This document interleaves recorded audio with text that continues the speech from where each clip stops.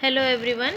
आज हम पढ़ेंगे हमारा जो चैप्टर है चैप्टर 5 का मेंटेनेंस ऑफ केबल्स, है ना। पावर केबल्स की बात कर रहे हैं। तो ये केबल का डायग्राम यहाँ पे दिया गया है, जिसमें जो कंडक्टर्स हैं यहाँ पे देखिए, उसके ऊपर में इनर शीथ लगी हुई हैं। इनर शीथ के बाद में यहाँ पे देखिए आर्मर है, जो कि स्टील वायर्स होते हैं, है ना। और यहाँ पे देखिए ओवर शीट है, जो कि पॉलीएथिलीन या पॉलीविनाइल क्लोराइड से बनी होती है। मतलब काफ़ी टफ मटेरियल रहता है, जिसको कि चूहे वगैरह नहीं काट पाते। तो ये इलेक्ट्रिकल पावर केबल का डायग्राम है। ये पावर केबल्स का जो मेंटेनेंस किया जाता है, क्योंकि ये जो पावर केबल्स हैं जहाँ पे आपकी overhead lines, transmission line possible नहीं है, लाइक जैसे डैम्प एरिया है, वहाँ पे काफ़ी पानी है, जैसे सी क्रॉसिंग है ना, अंडरग्राउंड केबल्स वहाँ डालना ज़रूरी हो जाता है। या फिर ऐसे जगह पे जहाँ पे एयरप्लेन्स वगैरह है ना, एयरपोर्ट वाली जगह पे जहाँ पे ओवरहेड लाइंस नहीं दी जा सकती है, वहाँ पे हम केबल्स का यूज़ करते हैं, ठीक है। तो ये केबल का जो प्रिवेंटिव मेंटेनेंस है, मतलब जनरली केबल इतना अच्छे तरीके से बनाया जाता है, उसकी शीट इतनी अच्छी होती है कि जनरली बार बार फॉल्ट नहीं होते हैं, लेकिन फिर भी इसका मेंटेनेंस करना ज़रूरी हो जाता है। क्योंकि अगर जैसे वेदर कंडीशन हो गई, सपोज़ करिए आपका थंडर स्टॉर्म आ गया, तो ऊपर आंधी तूफान आने से अंदर केबल को तो कोई फ़र्क नहीं पड़ता है, लेकिन अगर बाई चांस केबल किसी पेड़ के नीचे से जा रहा है और पेड़ ही उखड़ गया है ना, तो ऑब्वियसली उसकी रूट से ही आपका केबल का डिस्टर्ब हो जाएगा। हो सकता है उसमें टेंशन आ जाए, उसके एंड में आपके टर्मिनल पॉइंट में टेंशन आ जाए, है ना। तो ये सारे रीजंस के कारण इसका भी मेंटेनेंस करना काफ़ी ज़रूरी हो जाता है। हो सकता है कि आपका बाढ़ आ जाए, फ्लड वाली कंडीशन आ जाए, ठीक है।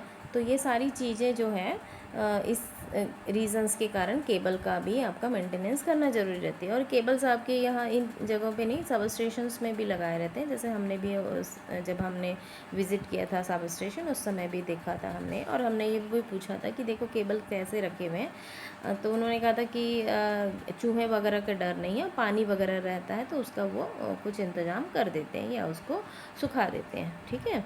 तो practically there is no maintenance required on underground cables, ये हमको मालूम है, लेकिन फिर भी हमको चेक करना ज़रूरी रहता है, ठीक है। तो ये आपका है टर्मिनल बॉक्स जो होते हैं इसके केबल्स के लिए यूज़ होते हैं, उसको इंस्पेक्ट करना ज़रूरी रहता है कि कोई अननेसेसरी कुछ प्रॉब्लम तो नहीं आ गई, कहीं कोई लीकेज, कोई अगर वो ऑयल केबल है यहाँ पे दिया हुआ है, तो किसी तरह का ऑयल लीकेज तो नहीं है, ठीक है। ऑयल केबल है तो अदरवाइज़ कोई ज़रूरत नहीं है लीकेज ऑफ ऑयल की, मतलब नहीं होता। दूसरा है check of excessive cable temperature. तो ये भी देखा जाता है कि केबल कहीं से ज़्यादा उसमें प्रॉपर हीट ट्रांसफ़र हो नहीं पा रही है और उसका टेम्परेचर बढ़ रहा है, तो ऐसा तो नहीं हो रहा है, ये भी हम चेक करेंगे। दूसरा आप ये है कि सभी तरह के केबल्स में आपका पीरियोडिक इंस्पेक्शन किया जाता है और उसका रेजिस्टेंस टेस्ट किया जाता है ना, रेगुलरली उसको चेक किया जाता है। तो ये, और दूसरा नेक्स्ट जो है आपकी चेकिंग ये भी की जाती है कि जहाँ पे आपका केबल प्लेस किया गया है ना, डाला गया है, वहाँ पे किसी तरह का पानी तो नहीं जमा हो रहा है, या फिर केबल डक्ट्स में किसी तरह का पानी तो नहीं जमा हुआ है, या फिर और कोई प्रॉब्लम तो नहीं आ रही। इस तरह से सबका भी चेक किया जाता है, मेंटेनेंस किया जाता है। अब दूसरा जो अभी हमने कहा कि इंसुलेशन रेजिस्टेंस केबल का चेक करना काफ़ी इम्पोर्टेंट रहता है। तो ये जो इंसुलेशन रेजिस्टेंस जो हम अदर इसके बाकी हमने पढ़ा है, वैसे ही इसका भी किया जाता है, मेगर के द्वारा किया जाता है। तो इसमें अलग अलग पॉइंट पे, जैसे केबल में जैसे RYB और न्यूट्रल पॉइंट अगर जा रहे हैं, तो आप दोनों फेज़ के बीच में आप कर लीजिए, दो कंडक्टर के बीच में कर लीजिए, उसकी शीट के बीच में कर दीजिए, अर्थ के बीच में कर दीजिए। इस तरह से इंसुलेशन रेजिस्टेंस आपका मेज़र किया जाता है। जो इंसुलेशन रेजिस्टेंस है वो काफ़ी हाई आना चाहिए, 1 मेगा ओम के लगभग आता है। अगर उससे कम अगर वैल्यूज़ आती है ना किलो ओम्स में, तो फिर ये मानते हैं कि उसका रेजिस्टेंस इंसुलेशन ख़राब हो गया है ना। इसका ये फॉर्मूला भी दिया गया है, overall insulation resistance of cable that is equal to insulation resistance per length divided by length of the cable in metre. तो आप देखेंगे कि काफ़ी ज़्यादा भी लंबा रहता है अगर केबल, तो क्या होता है कि अगर आपको ये इंसुलेशन रेजिस्टेंस तो आप कंडक्टर्स और अर्थ के बीच में आप मेगर के थ्रू कर लेते हैं, लेकिन साथ में ठीक है आपका ये वैल्यूज़ बहुत अच्छी आ भी गई, फिर भी आप कंटिन्यूटी टेस्ट भी कर लेते हैं दोनों एंड को। वैसे भी ये इंसुलेशन रेजिस्टेंस टेस्ट करने के लिए केबल को डिस्कनेक्ट करना पड़ता है दोनों एंड से, जो इक्विपमेंट जहाँ से कनेक्टेड है वो उस एंड से भी और जहाँ से सप्लाई आ रही वहाँ से भी। तो दोनों एंड में एक एंड से भी हम दो कंडक्टर्स को जोड़ देंगे, है ना, और दूसरे एंड पे जा कर के मेगर से अगर चेक करेंगे, है ना, और अगर हमारी हाई करंट नहीं, इस समय आपको उल्टी रीडिंग आएगी, यहाँ पे हाई रजिस्टर नहीं आएगी, हाँ यहाँ पे लीकेज जो करंट आती है, लीकेज तो नहीं होगी यहाँ पे जो करंट शो करेगा उस समय अगर ज़्यादा आ रही है, मतलब इंसुलेशन रेजिस्टेंस अगर कम आ रहा है, इसका मीनिंग ये हुआ कि आपकी कंटिन्यूटी बनी हुई है, ठीक है।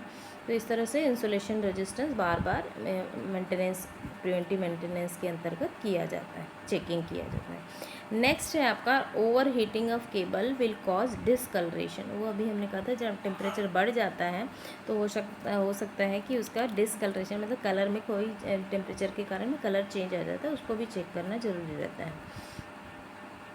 नेक्स्ट है check and dripping of water, oil and other liquid on to cables. ये भी बहुत ही सिंपल है, आपको देखना है कि कहीं कुछ पानी, ऑयल, लिक्विड या और कुछ चला तो नहीं गया। अगर गया है तो उसको आप निकाल दीजिए, क्योंकि वो पड़ा रहेगा तो शीट अच्छी भी रहेगी, लेकिन उसका इंसुलेशन रजिस्टेंस धीरे धीरे उसके साथ रिएक्ट करके उसका इंसुलेशन रेजिस्टेंस को इंसुलेशन को ख़राब करेगा।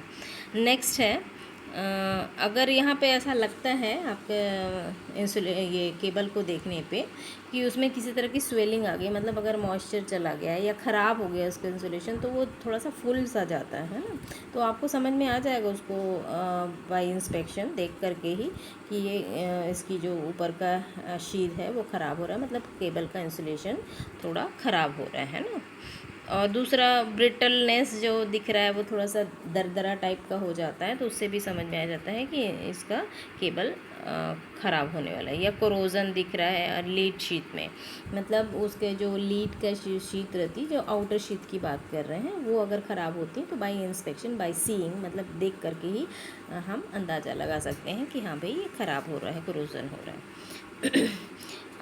एक और चीज़ है mechanical stress. A check should be made for any excessive mechanical stress which may cause during laying of cable. अगर आप जो केबल जब बिछाते हैं तो उस समय हम ये देखते हैं कि मैकेनिकली हो सकता है कि बहुत ज़्यादा स्ट्रेस तो नहीं पड़ रहा है ना, तो टर्मिनल बॉक्स वगैरह में देखते हैं कि प्रॉपरली ये है कि नहीं, टेंशन ज़्यादा नहीं आनी चाहिए, मैकेनिकल टेंशन भी।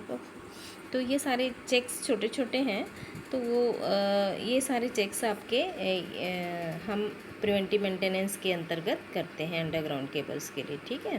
तो ये काफ़ी इम्पॉर्टेंट है, आप लोग देख लीजिएगा, preventive maintenance of underground cables. Thank you.